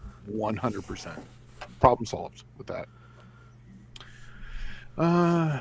John Wilburn, like printing money. I built him. Aunt D says, I built industrial 454s a few jobs ago. We had really light spring pressures. Half of the flat tappet motors ate the can because some techs didn't believe in break-in. Oh, yeah. It may not even be some techs didn't believe in break-in. Maybe there's some techs out there that don't even know about break-in. Because you got to remember, the last flat tappet cam was probably what, 1992, maybe. Well, I know Chrysler went away from it in 87. That's when the most of the Fords, they were like provisioned in the block in 85, and then the flat tappets were gone like by 87. But you had the 351 was a holdout all the way up till like 94. But it was only available in like, well, and that was the reason why, I guess, is because the emissions wasn't as tight, but it was only available like in 3/4 ton trucks and up, right? Mm-hmm. But the emissions wasn't as tight. Yeah. So, but most stuff went away from it in like 1987. But I bet you the last flat tappet cam was probably like the 454 SS truck, which they say the transmission, it was a 3L80. Well, that's just a redesignation of the Turbo 400. Right. Exactly. Hey, there's a really bitchin' video on Sonex that you should watch. Everyone should watch if you've ever ran a Turbo 400 in a racing application. Sonex came out with this brand new drum. It's a one-piece drum, so it holds all your clutches, and it's a billet aluminum deal. They have a cutaway on that, and they're showing the drum, how like first gear which way it's spinning, then second gear it stops, then it goes in third, it goes the other direction at full speed, and you're just thinking about, man, you're at 7,000 RPM, and they're doing this test at like say 2,000, I think it was 2,500, and you're watching that drum cranking one way, then it stops immediately. And the next gear goes the other direction. Yeah, because the sprag stops it. Yeah, well, it's holding it I up. believe it doesn't. The band in there catches it, doesn't it? Yeah, but it that stops drum it is like just super fast. Yeah, moving, and this piece is bitching because it's a billet of aluminum, and everything goes inside of it. It takes 7 pounds off of it, but it's not necessarily the 7 pounds. It's where the 7 pounds are taken away from. It's on the outside. Right. So the rotational mass is humongous. Yes. And the new piece now, all that mass weight that you have is all clutches and stuff are centered closer to the center. So it's not only just 7 pounds physical, but the rotating mass is just amazing. So Yeah, whatever inertia. I don't know how. What do you use to measure inertia? force from distance. So basically, it would just be from you just have to vector it. So you Oh, get the okay, center, I got you. moment inertia from here, and that's what they call it moments. And then you get the tangent, and that would be your vector. That's how you get it. So it's Oh, it's got to it's be exponential. oh it's yes, it's massive, and it gets massive fast. You're talking Well, about what's funny is that like the people don't understand that drum spins. Like say your engine's at 3 grand going down the road. That drum is spinning generally like whatever gear you're in. multiplication. Right, it's multiplied by that. Yeah. So if you're in high gear, 1 to 1. What is Well, that? that's Three 1 to 1 times? would be one, but it's Oh, I no, think you're it's right. when it's First gear. first is the problem Okay, because that's going through the planetary, and right. that's where it just goes. Well, let's say it's 3 times that then.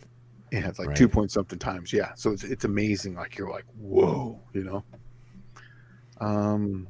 That's why if you have ever seen a 727 drum explosion, Oh yeah, that's why. yeah. That Me and is exactly why. me and John have talked about this. John Wilburn talked about this in depth, and that's the reason why I got away from the 727. When I was racing bracket, the 727 was a smart move because I wasn't. It's a super light car.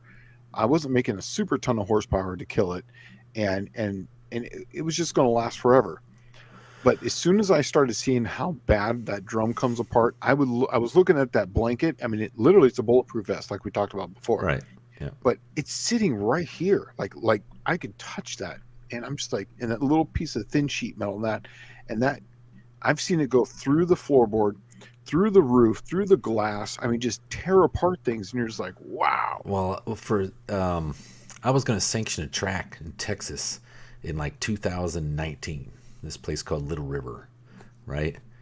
And I went there. We were walking around the track. It was the race day. We're checking things out, and I saw one of those drum explosions as I was there, standing on the starting line, watching the cars go down the track and see what kind of safety measures they had.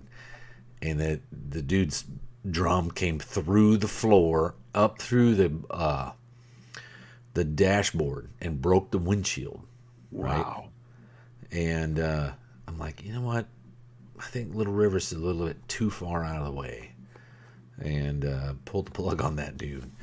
But yeah, I could see that they weren't going to enforce whatever rule I had in the book.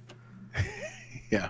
They weren't. It's funny because I'm getting to the point now where I'm going to probably drive my car this weekend up and down the street, Yeah. the Cookie Monster.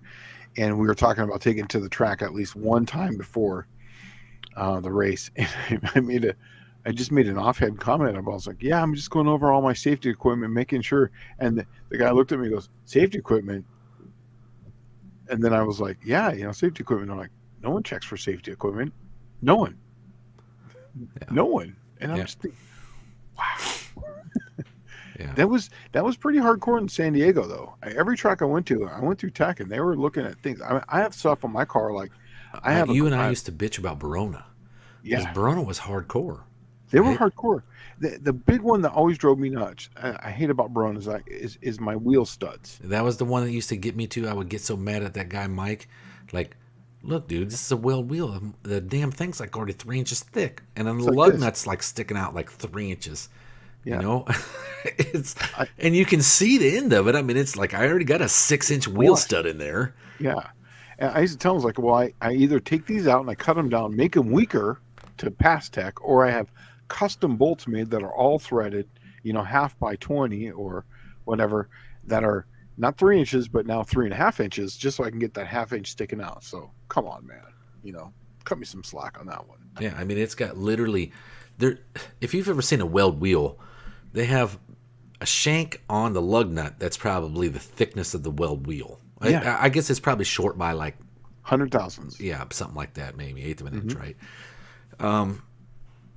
And then you have the lug nut, which is almost equally just as long as the shank. So you literally have like about 5 inches of freaking engagement on this thing. It's massive, yeah. And this dude would walk around, oh, it's not sticking out a half an inch. And it's like, they don't make a 7-inch lug nut or a wheel stud. You know, Yeah, they don't make one, dude. I mean, how am I going to get this extra half an inch out of this thing? And I literally got like 6 inches of, you know, of just essentially the lug nut itself. It was yeah. nuts. Hey, Clayton was asking me about a cam recommendation here, and How am I not seeing any and of these? what's that? I don't see any of No, these. no, this was an email. Oh, okay. Um, and I thought I saw him in the chats earlier. I hope he's still here. Clayton's toolbox. I think he was here. Yeah, if he's still here, I'm just going to ask him if it's okay if I read it over the. He was talking about a cam specs, but I'll go ahead and do it. So Clayton's asking, "Hi Shane, to make a lengthy short story short, I need the cam. Change my cam. Would you make any cam recommendations, or do you think the current cam is a good choice? These are the details: 75 Pinot, 2,550 pounds, with driver down the track, 750 carb, annular boosters, Edelbrock RPM, 1.6 rocker arms, fully professionally ported trick flow wedge heads, 2.02 intakes at 1.6 exhaust, 58 chambers, trick flow springs good to about 600. Flat top forged pistons, headers 2.5, 10.7 to 1 compression. So I'm assuming that this must be a cast iron head professionally. Yeah, No, okay. not that trick flow head is not. It's not? Okay. No, they're cast aluminum. But does it say what Yeah, size the motor it is? Is it 302 or that's what we're getting to. okay? And so 10.7 to 1 compression, 302 stroked roller with a 4032 bore with a 3.25 stroke. I believe that's a 331 then That'd at be that the point. 331. Yeah. Yep. C4 transmission, a shift kit, JEGS HD XHD transmission specialties, 35 to 3600 stall, 355 gears. Pretty light vehicle, obviously 26 by 8.5 tires. It's a current hydraulic roller cam, Lunati, and he gives me the part number. Duration at 50 is 231, 236. Advertised on this is 283, 291, so it's a fast ramp cam. And lobe separation on this is 110. He did a mid 11s on the airport runway. It was trying to bracket race, but went way faster. By the time I picked it up, it had broke out, and he was laughing. Traction was an issue until the top of second. Then the car wasn't spinning anymore. I don't think it was timed quite right. I really think at a real track with some engine tune, it might be in the high 10s. Clayton, I got to tell you, that camshaft is exactly what I would pick. Those duration of 50 numbers are right in there for what that is. 331 with this type of camshaft. That's the cam that's in it, though, right? Yeah, I think it's right. No, it sounds right to me. Yeah. That's why I was kind of wondering what kind of camshaft recommendation does he want? He wants to know if it was a good choice, if the current cam was a good choice. Also, he wanted either a cam recommendation or see if the one that he has is going to be fine. No, that Cam he thing should got, be a monster from like about yeah, 2,500 or $3,000. yeah. I would leave it alone. And that's where man. they're happiest. That's where the small block Ford really makes its mark. Mhm. Exactly. With the 110 LSA on that thing's got to just keep rolling and rolling and rolling. The only thing you could do to make any more power on that is put it on 108, but then you're going to kill a little bit of the top end. I would say just leave it alone. It sounds like it's It's probably a really before good you combo. change. That whole thing would be really. That's a really Yeah, well thought out combo. yeah, exactly. So what I would get it to get traction and get it timed right. Me and Dallas talked about this, I think, last week or the week before. Not last week, but the week before that or the week before that. Is that my car was running 1060s in the eighth mile, doing nothing, no engine changes to it, but just doing chassis setup. I got it all the way. I'm sorry, I went 1060, and I went a second faster in the quarter mile by just doing chassis setup and getting it really dialed in. So it went from a 1060 to a 960 just by doing chassis, no engine work at all. So I believe with that setup, you can probably get into the tens. I believe that car with that weight, I did the same thing. yeah, Like no lie, I went from 670s in the eighth hmm to 630s in the eighth by yeah, just I doing went chassis stuff. 680. I think I went from a 680 to down to a 620, right there with you, and that Well, we were 620, running about the 630. same class, right? That Yeah, 10.5 NA. Oh, hmm speaking of that, here's something for you. Sure. Okay, so my buddy that passed away last week, he was from Illinois, right? Hmm. And it was all a bunch of gearhead guys, like, but they were talking about putting a memorial race together. Hmm. And this dude likes only heads up stuff. And I know the dude that's putting it together. I was kind of wondering, should I talk to him? I don't know if you would want to tow up there because they're going to do it at US 41 in Indiana, but which is kind of far away. But it's up near Chicago. Oh, Uh, okay. Well, I think I've been. Sounds familiar. you've probably been there. It's Hmm. probably about an hour and a half northwest of Indianapolis. And then, but they were going to do some heads up stuff, and I was thinking about putting a bug in his ear for 28-10-5 NA, right? Now I know that you're not NA, but you could go up there if they're doing 28-10-5, Hmm. right? Yeah. And bust a bunch of heads. But it's just going to be a heads up deal. And I was thinking it'd be kind of cool to go up there if we could talk them into it. Do that deal with. We'll try to throw some 28-10-5 NA together. Why not? Yeah. And see what. Because I already there's a dude that lives up there that's got one already, and then there's the guy from Ohio, right? With the Grumpy Jenkins looking car with the Linko in it. Yeah. That sounds great, dude. I'm all about it. I mean, I thought it'd be a pretty cool idea. Yeah. Sounds good. As you were talking, I was just kind of looking through these, and I didn't see any more coming through. But man, the time has flown by. It's already 8:42. Man, wow. Yeah, I know. I got a couple notifications that 6% Garage was live. 6% recycled. Sorry, 6% Oh, recycled. Yeah. dude, look, I'm wearing this Oh, shirt today. yeah, that's it. That's the one. That's the Yeah. little thing came up. I guess they just finished their live. Oh, dude, he went live during our live, Yeah, they were live. stealing our audience. Okay. Oh no, Tall, I know. He's Tall Garage says, me and my brother were arguing about how far it needs to stick out the lug nut. I was saying the diameter of the bolt. LOL. I don't know. That is the rule of thumb. yeah, That's for for a fact that it's got full thread engagement. But what I was getting at is the lug nuts. If you ever seen them for a weld wheel, they're like ridiculous, right? It literally has like 2.5, 3 inches of shank, and then it's got about the same for just the lug nut. yeah. Clayton, I was just talking about your engine setup. He just came in here. I'm not sure if he was here when I was talking about because I was on a different screen. But Yeah, he I said was he was here before oh we even started. Yeah, okay. Yeah, you're good. I would leave it alone and tune it. That's what I would do. work See on the what suspension, get the thing to hook up. Michael Schmidt's asking me. Steve No, Maggs status. Anybody know? No, I no. don't. That's why I haven't answered the question tonight at all. I Yeah, don't know. I I know. haven't heard anything. Yeah, and it's one of those things you don't want to be a bad news giver. So I'm almost not really wanting to know because I don't want to have to tell anyone if it's good, bad, or indifferent. All I want to hear is good news. So that's why I don't. You know. Yeah, that guy's the man. Oh yeah. Yeah. The funny thing about it though is that I can't really talk about. Well, on the Cookie Monster, I had to take the transmission pan back off, but I was doing some testing of some parts. Let's put it that way, and it, one of my, because it's cast aluminum. Whenever you weld to cast aluminum, you're going to get a little bit of pinholes. So I had to do the old GB weld up some holes because I couldn't get those holes to stop popping. Every time I would fill It's up one, oil.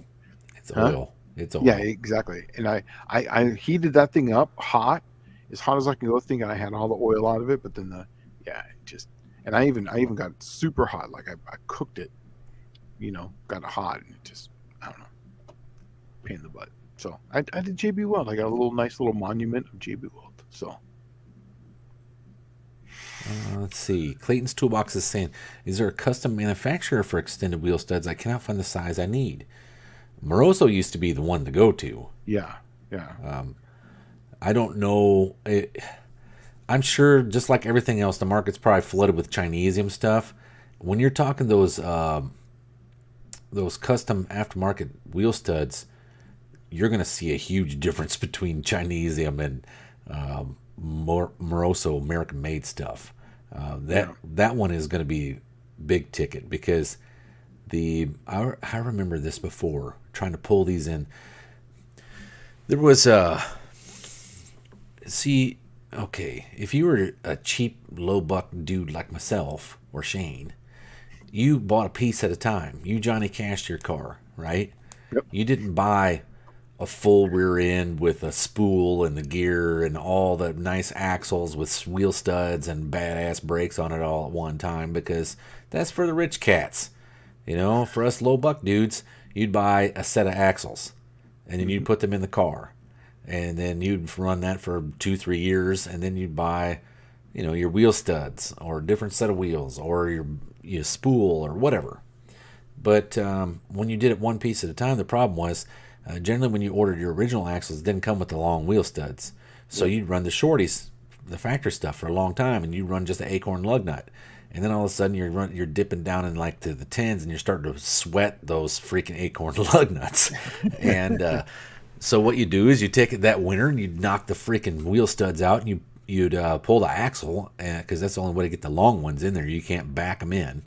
You can't flip them around the back, right? The flange on there. When you go to pull those in there, I actually made a tool to make it work with a ball bearing unit from a press, right? That you use for like it was a press for pressed on power steering pump pulleys for like a Ford or a GM, right? You have to get that special tool and it has a bearing on there and stuff like that. And I bought an extra oversized bearing for that just to pull those wheel studs. And I think I smoked like 4 or 5 of those freaking bearings. And they're made for pressing stuff in because the Moroso wheel studs, they don't give like shit that you buy at the parts store, right? You try to pull the one through the parts store and you could pretty much put a lug nut with a slide hammer on it and pull it in, right? That Moroso one, good effing luck, man. Right. They're hard, dude. Yeah. And there's a reason for it. It's because when you go to those long wheel studs, they know exactly what you're doing. You got a high horsepower car, it's making some steam, and you're trying to run a good number, and you have to have that wheel stud to pass tech. So, are the 340 hypo manifolds worth it on the 318, or should I just get rid of the stock Y pipe and run 2 duals? Okay, usually those 340 hypo exhaust manifolds are super expensive. I mean, very expensive because a lot of the FAST guys, the fast guys, want those because they're drag racing. I would just run really, it comes down to what you're doing, but if it's just a street car that you're kind of having fun with, run the stock manifolds with true duals and run an X pipe on it or an H pipe. You help with scavenging and run there. That's where I would go. Or put some headers on. The headers are I understand they're expensive to kind of pain in the ass when they do leak, but I don't know. It's just not worth the money. They're very expensive now. Tom Brown is asking, what is a good straight front axle to use for an altered or gasser front that would have disc brakes, if any? It wasn't a truck. It was a... Dude, I'll tell you something here that's going to blow your mind. In this, I don't know what he's putting it under, but okay, Ford like F1s, I think that's what they were called back then, right? F1, that used to be the go-to that you could buy aftermarket disc brakes, but Jeep Cherokee 2-wheel drive is a solid front axle in it, believe it or not, and they have all the good disc brake stuff, and the power steering box is the same one that you can put in it's out of like a Monte Carlo Super Sport that'll bolt in a GMA body. Yeah. Right? It uses that exact same steering box. I don't know what you're putting it in, but and I don't know how easy it is to fit transverse leaf springs on it because they were, I believe, coil, right? I think those Jeep Cherokees were coil. Yes, they're coil. Yeah, but they're solid front straight axle. I had actually had a straight axle in California out of a Jeep, 2-wheel drive Jeep. Some guy really? I found it and on Craigslist, and that was actually the direction I was going to go with one of my darts. I was Oh, going to I put a remember. You and yeah, I talked about it.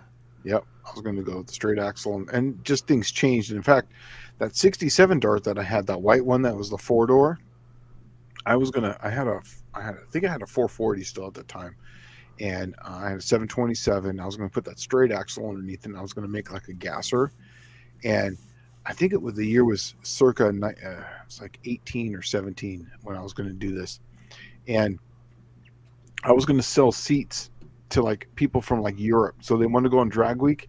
They could like sit in the car, drive wherever, in a straight axle gasser. Then obviously they couldn't drive the car down the track, but they would be able to drive the car from checkpoint to checkpoint, each day. So it'd be kind of fun for them. So I Yeah, was well, going to we do were that. talking about that doing Yeah, the. I can't remember what that thing was called. Was it pump gas drags? yeah, We bump were gas gonna do like the tracks. pump gas drags, but have one that was like a drag and drive. Shane and I were talking about drag and drive stuff way before it was any kind of thing, right? Yeah, yeah, And this was like we were going to take a rat rod gasser. yeah, I don't remember what you. I think you wanted to put a small block Dodge in it, right? yeah. Because I had plenty of stuff laying around at the time. Yeah.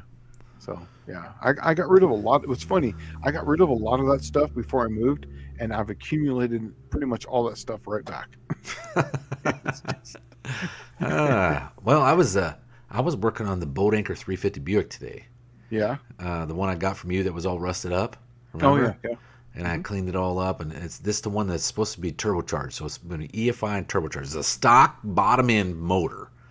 It's just fresh rebuild and EFI and a turbo, right? And so I broke it out today. I got the timing cover almost done, and I'll have a timing cover on it and an oil pan on it here soon. I don't know if I should put my oil drain back in the oil pan, or do you think I should just put it in the valve cover and let it run back through the cylinder head? Or should I just plop it right in the intake and let it pour down through the lifter valley? But I would let it go down through the lifter valley. I think it'd be easy to do that, yeah? Hmm. Hmm. Uh-oh. Colleen's telling me to check my Facebook after the live. I'm going to check it Uh, now. I got one of those from Colleen, and naughty, naughty on you, Colleen. Oh, is All it right? good? No, I'm kidding. I don't know what it is. I'm just playing around. Oh, it's a yeah. That's exactly what it is right there. Um, oh, it's an Edmunds. So yeah, it's a Oh, that's an old intake manifold. yeah. You know, I It's had got one of those for a 322 nail head. Had two GM4 GCs on it. yeah. It's for W1 Carter's for linkage for vintage Chevrolet. It's a yeah vintage. So Oh, we're yeah. going full John Wilburn here. John I see Wilburn. that. And Yeah. what's sad is I can't really make out the picture. I see the two carburetors on it, single barrels. Yeah. It looks like a here. Um, so that's the intake right there. One of them, All right. and then that's the intake right there. Oh, that's cool. Yeah, it's a GM one. But yeah, so they for the 2 barrel, I'll take a picture of it. But yeah, it's on the Mopar one. It actually works out really good. This one here looks like it'd be kind of in the center. So yeah, still looks cool. Thank you. I appreciate that. Did anyone get anything else in here? Because we're kind of getting down to Let's the see. LC2 kids telling me, Dallas, you could drain the turbo to the front china wall of the block like a turbo Buick V6. Oh, does it? Is that where it drains? I've never had a Grand National motor. So where does it? It's actually just in the china rail. yeah. You could do that too. Yeah, you drill a hole and put it That'd right be through real that. easy because I'm putting the turbo almost in the same spot. Oh, there you go. You just want to have enough down. Where how high is the turbo going to be? I'm just gonna kind of put it in the same kind of eyeball spot that the Grand National had. Um, Oh, it's yeah, that's right up there in the front. Yeah, right, right. right, right, Yeah, right in front of the valve cover. yeah, yeah. I remember that. Yeah, yeah. You could do that too. Yeah. No, Um. Michael Schmidt, I sold that in 2011 or 12. I got it years ago. Matter of fact, believe it or not, I got that at a junkyard where I opened the trunk. It was a '57 Buick, and in the trunk had that Edmunds dual quad in it. And I'm like, whoa! I snatched it up and took it up there to the counter. How much you want for this nailhead dual quad? And the guy's like, oh, it's like 425 nailhead. Yeah. And that's what I thought it was off of, right?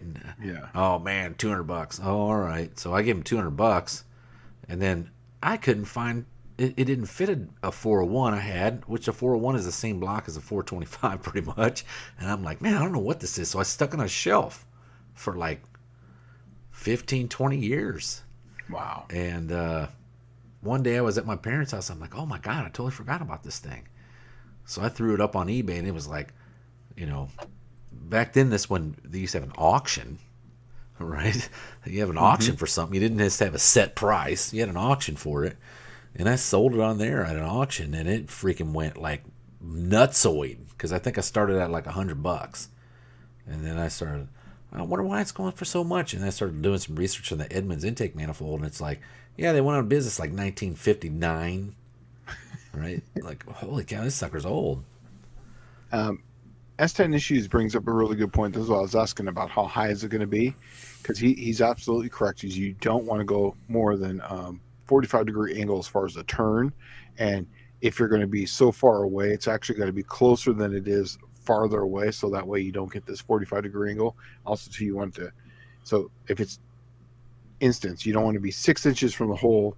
If you're only 6 inches away, you want to be at least 7 inches up if you're going to be 6 inches away. So that way the oil can come down, because it'll create a back pressure on it, and then your seals will leak and it's going to smoke. Oh, because it's non-pressurized, because it's just drain back, right? It's just drain back, yeah. So, and it's usually going to be like so a dash. I need to use head pressure then, essentially. So it needs height. Yes, exactly. So if you're going to go into the valley pan, so that's what I was asking. But that's why a lot of people go into the oil pan, because it's far enough down, so wherever you put the turbo it can go into the oil pan. Gotcha. Yeah, and then they're usually big, like a dash 8 or 10. Okay, I have some of that junk. Yeah. See, Tall Garage Ken is saying Dallas is doing a turbo with Strange Times. Why is that Strange Times? I don't know. I used to do EFI, all kinds of stuff. I'm actually just using up the oil pan, Dallas. Well, you got to see the oil pan on a damn Buick, though. Yeah, I mean, it's like literally has no oil pan. It's like this little sliver of something that looks like an oil pan, and then a lump at the rear, which is what holds all the oil. Yeah, I used to do EFI and fuel injection and all the Wampanoine stuff. I'm using all of what's left of my EFI stuff to get this thing put together. It's a stock motor. Here's the idea behind it, okay? And I'll give you the idea, all right? The turbocharged Grand National motor was just a stock V6 Buick. There was nothing crazy special about it. And then they put a turbo and EFI on it, and you got Jack the Giant Killer, right? Bad dude for a little 231 V6. Well, I got its big brother, the V8 version of it, and it's got a lot more stroke. And the best running one of those from the factory made 315 horse and 410 foot-pounds of torque. Well, I started thinking, if you add 15 pounds of boost, let's say you had a 315 horse version, it then would make 630 horsepower and 810 or 820 foot-pounds of torque. That's 15 pounds of boost, because that's 1 atmosphere. Yeah. Right? So, in theory, since this is like a 240 horsepower version and like a 370 foot-pound of torque motor, I'm shooting for 400 horse and 700 foot-pounds of torque is what I'm shooting for in a stock motor. And that's going to be pretty awesome. That'd be awesome. Yeah, it'd be a great street motor. Yeah. Well, we're at 9 o'clock, man. Yeah, we got to roll. We got to get going, but yeah, and it's late, and I'm still adjusting to this time change. I've been a little grouchy this week, you know. Yeah, I'm adjusted pretty good to it. It's working better for my schedule. Yeah. Yeah. So So, all right, guys. Well, once again, if you the question we didn't get to, or if you want to expand upon it, slantdailygarage@yahoo.com. You can send me any questions there, pictures, cam requests, whatever, and we'll go from there. So, and then once again, like always, stop by John Wilburn on his page, John Wilburn, and 7 Central Time. God, I'm so used to not saying Central Time. 7 p.m. Central Time on Friday night. I don't know what he's got going up.